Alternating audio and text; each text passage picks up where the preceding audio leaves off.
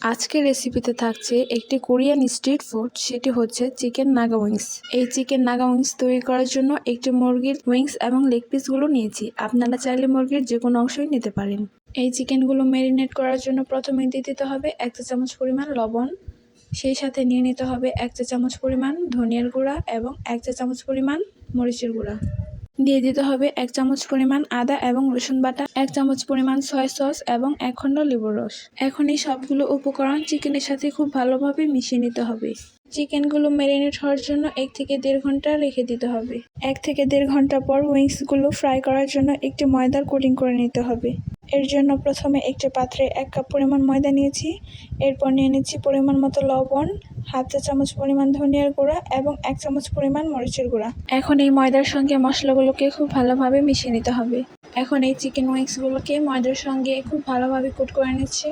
একবার কোট করলেই কিন্তু হয়ে যাবে, ডাবল কোট করার কোনো প্রয়োজন নেই। তো সবগুলো কোট করা হয়ে গেছে। এভাবে ময়দা একটু ঝাঁকিয়ে একটি প্লেটে উইংসগুলো তুলে নিচ্ছি। এই অবস্থায় চিকেন উইংসগুলোকে একটি এয়ারটাইট বক্সে ভরে ডিপ ফ্রিজে 1.5 মাসের মতো সংরক্ষণ করে রাখতে পারবেন। চিকেন উইংসগুলো ভাজার জন্য একটি কড়াইয়ে পর্যাপ্ত পরিমাণ তেল গরম করে নিয়েছি।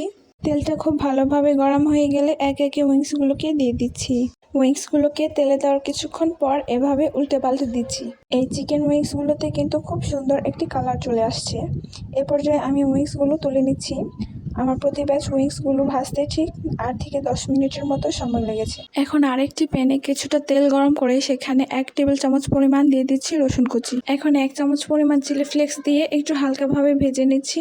দিয়ে দিচ্ছি 2 টেবিল চামচ পরিমাণ সয়া সস এবং 1/4 কাপ টমেটো কেচাপ। এই সবগুলো উপকরণ দিয়ে একটু ভালোভাবে মিশিয়ে নিচ্ছি।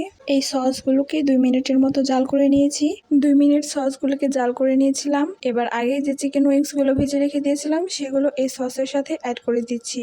এবার উইংসগুলো মশলার সাথে খুব ভালোভাবে মিশিয়ে নিয়ে আবারও প্রায় 3 মিনিটের মতো জাল করে নিতে হবে। তৈরি হয়ে গেল আজকের রেসিপি চিকেন নাগা উইংস। ভিডিওটি ভালো লেগে থাকলে আমার ফেসবুক পেজটি ফলো দিয়ে রাখবেন এবং ইউটিউব চ্যানেলটি সাবস্ক্রাইব করবেন। ধন্যবাদ।